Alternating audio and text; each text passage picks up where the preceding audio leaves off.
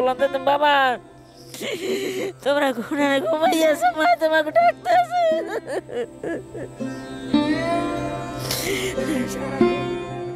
সন্তানের মৃত্যু শোক মায়ের কাছে কতটা, এর হয়তো কোনো উত্তর নেই।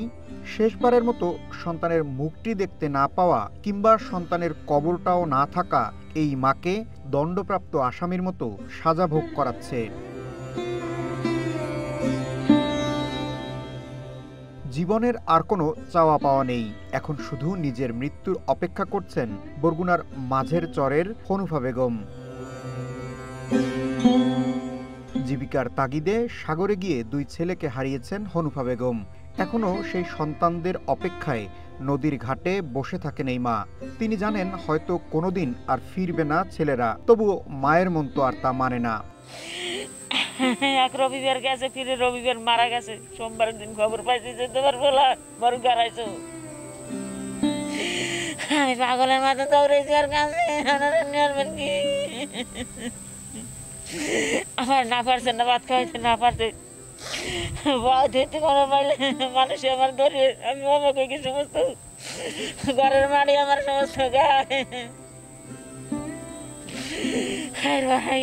বরফকে গেছে, মাঝিকে গেছে। 2018 সালে যায় বিয়ে করছিল, অল্প বয়সে মাইয়া হয়েছে। মাইয়াটা বেতিম, আমি পাগল হয়ে গেছি।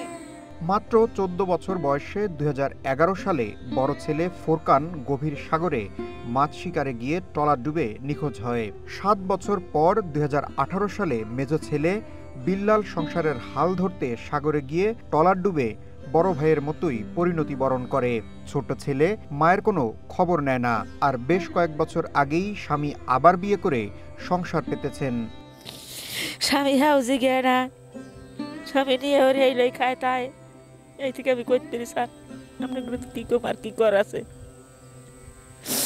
মা নাই বাপ নাই, যে যাই দাঁড়ে খারাপ কয়টা ভাইবি না, কোন রকম গেলে একটু খাওয়াই একটু জিগাই কোন রকম হইতে।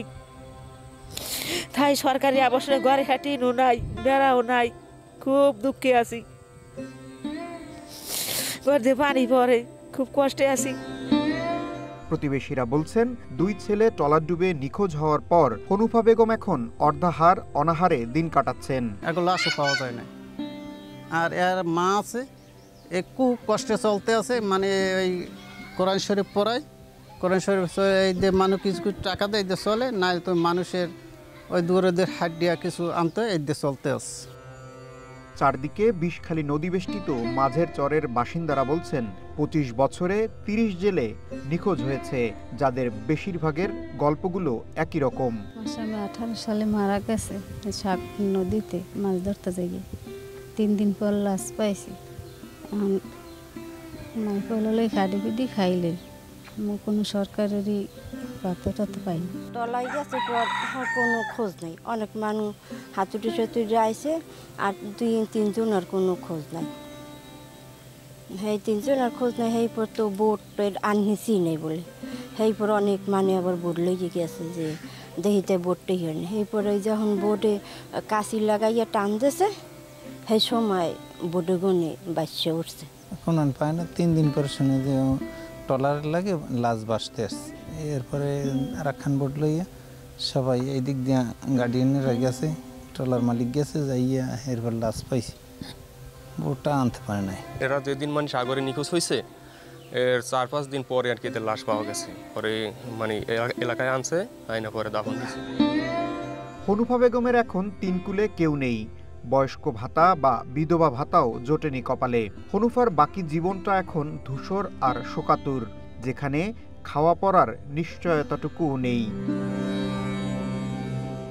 ইশতিয়াক ইমন, ওয়ান নিউজ, ঢাকা।